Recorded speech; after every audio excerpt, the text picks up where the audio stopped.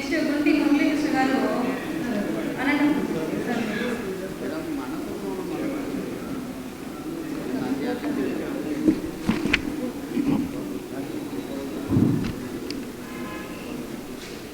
అందరికీ నమస్కారం. నా పేరు గుంటి మురళీకృష్ణ. అనంతపురం జిల్లాలో కళ్యాణదుర్గం అనేటువంటిది చాలామందికి వెనకబడిన ప్రాంతంగా మాత్రమే తెలుసు. కానీ ఇక్కడ ప్రత్యేకతలు, వైశిష్ట్యాలు, వైభవాలు చాలా ఉన్నాయనేటువంటి విశేషంతో మా కళ్యాణదుర్గం వైభవం అనేటువంటి ఒక శీర్షికన నేను కవిత చదువుతున్నాను.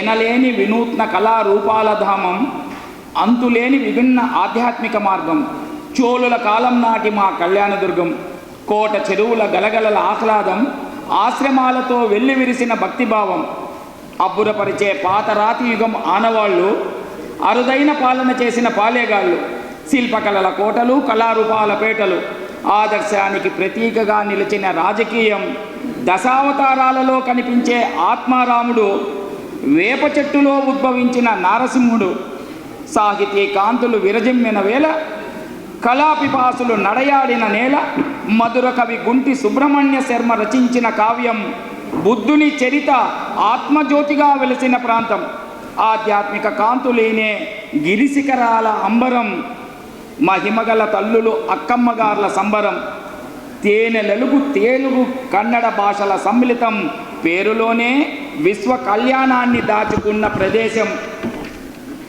సాగునీళ్లు రాకున్నా, ఎండిన బీళ్లు తడవకున్నా, కరుణ చూపని వరుణదేవుడు కన్నీళ్లు నింపుతూ దూరంగా ఉంటున్నా, కరువ రక్కసి నిత్యం కాటేస్తున్నా, శాంతి సౌభాగ్యాలు వదలని స్ఫూర్తి మంత్రం, విలక్షణ సాధు స్వభావం, కలిసి నడిచిన కమ్యూనిజం, వెరసి చైతన్యానికి ప్రతిరూపమైన పోరాటం, ఇదే అభేద్యమైన దుర్గం మా కళ్యాణదుర్గం.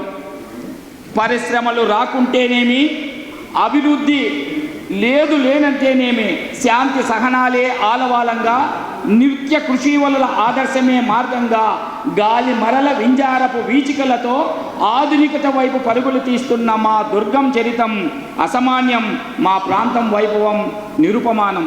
Thank you.